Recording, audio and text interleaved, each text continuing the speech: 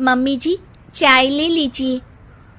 अरे कलमुही, तेरे हाथों से तो चाय पीते हुए भी डर लगता है, कहीं इससे तेरा रंग मुझ पर ना चढ़ जाए। अगर इन्हें इतनी ही शर्म होती तो मेरे इतने हैंडसम भाई को इस तरह फंसाती नहीं। बानी और शिवम की लव मैरिज हुई है। बानी के ससुराल में उसकी ननद और सास हैं, जिन्हें अपने गोरे रंग पर बहुत गुरूर होता है, जिस वजह से वो बानी को सिर्फ उसके सांवले रंग की वजह से नापसंद करती है और हमेशा उसे ताने सुनाती रहती हैं। बानी उनकी सभी जली कटी बातें सुनकर चुपचाप वहां से चली जाती है। तुम माँ और छोटी को कुछ बोलती क्यों नहीं? मम्मी जी बड़ी हैं, हर छुटकी ना समझ, इस तरह उन्हें उल्टा जवाब देना सही नहीं। मेरी जिम्मेदारी उनकी सेवा करना है, जो मैं पूरे दिल से हमेशा करती रहूंगी। ऐसा बोलकर बानी रसोई में जाकर रात के खाने की तैयारी करने लगती है। रात को खाना खाते हुए बानी की सास उसे कहती है, कल मैंने अपनी फ्रेंड्स के साथ किटी पार्टी रखी है, समय से सारा खाना बना देना और अपना मनहूस चेहरा लेकर ज्यादा उनके सामने मत आना, समझी? माँ, बानी आप दोनों की कितनी परवाह करती है, फिर भी आप उससे इतना बुरा व्यवहार क्यों करती हैं? अरे एक तो लव मैरिज करके इस कलमुही को हमारे सर पर लाकर बिठा दिया और अब हम इसे कुछ बोल भी नहीं सकते क्या? भैया तो इनकी तरफदारी करेंगे ही, आखिर इन्होंने पूरी तरह उन्हें अपने वश में जो किया है। जिसे जो करना है करे, बस कल मेरा सारा काम समय पर हो जाना चाहिए।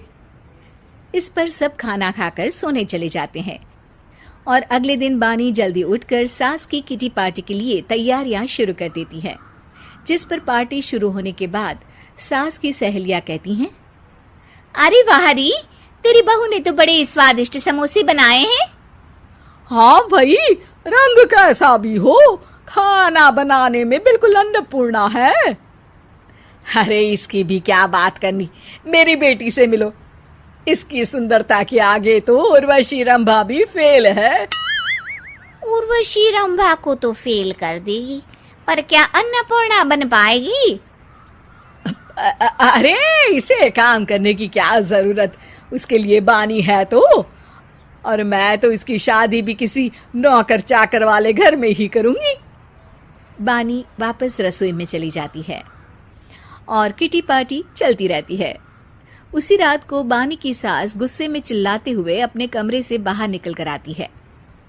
हाय रे, चोरी हो गई, मेरे पैसे, पक्का पक्का इस कलमुही की वजह से हुआ है ये सब। अरे क्या हुआ माँ, कौन सा आसमान टूट गया? अरे आसमान तो उसी दिन टूट गया था जब तू इस कलमुही से शादी करके इसे घर में ले आया था। खुद तो आई ही, अपने साथ साथ मनहूसियत का काला साया भी मेरे घर ले आई। अरे हुआ क्या माँ? अरे मेरी तिजोरी में रखे पैसे कहीं गायब हो गए, सुबह ही देखा, अरे यहीं रखे थे। क्या आप मुझ पर चोरी का इल्जाम लगा रही हैं? अरे काली बिल्ली पर भी क्या कोई मनहूसियत का इल्जाम लगाता है? ऐसा बोलकर बानी की सास वहां से चली जाती है, जिसके बाद शिवम और बानी बात करने लगते हैं। देखो, मम्मी की बात का बुरा मत मानना, वो बस परेशान है ना, इसलिए कुछ भी बोल गई। वो परेशान नहीं, मुझसे नफरत की वजह से ऐसा बोलकर गई हैं। उन्हें मैं हमेशा एक आंख नहीं सुहाती। देखो बानी, अगर तुम चाहो तो हम दूसरा घर लेकर वहां शिफ्ट कर सकते हैं। आखिर तुमसे प्यार करके तुम्हें अपनी जिम्मेदारी पर इस घर में लेकर आया हूं, इस तरह टॉर्चर नहीं होने दे सकता। अगर आप साथ हैं तो मुझे किसी चीज की टेंशन नहीं, और आखिर वो हमारी बुजुर्ग हैं, हम उन्हें और छुटकी को इस तरह अकेले छोड़कर कैसे जा सकते हैं?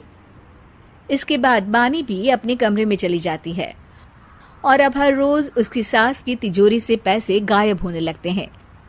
इसी तरह कुछ समय बीत जाता है और वो हर बार हर चीज का इल्जाम बानी पर लगाती है, पर बानी कभी कुछ भी नहीं बोलती। कलमुही नास पीटी, बहू को घर की लक्ष्मी बोलते हैं, ये तो पनौती बनकर आई है, पनौती। एक रात बानी की सास को आधी रात में प्यास लगती है, तो वो पानी पीने रसोई की तरफ जाती है।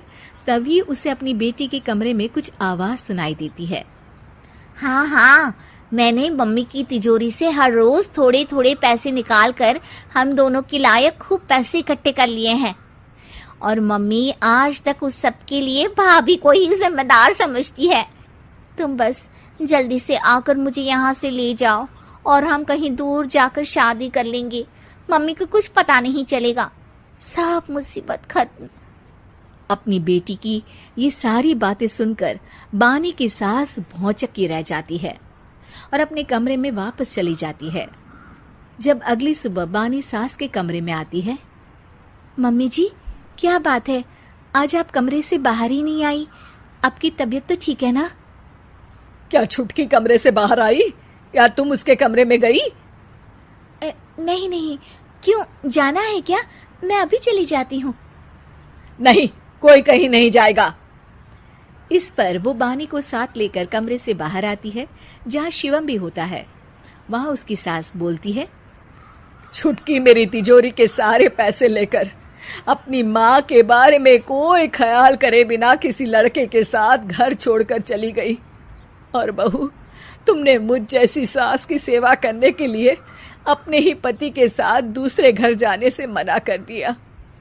मैंने हमेशा तुम्हारा रंग देखा अच्छा ही नहीं, जो मेरी सबसे बड़ी गलती है। मुझे माफ कर दे बेटा। और इसके बाद बानी की सास कभी अपनी बहू की तारीफ करते थकी नहीं।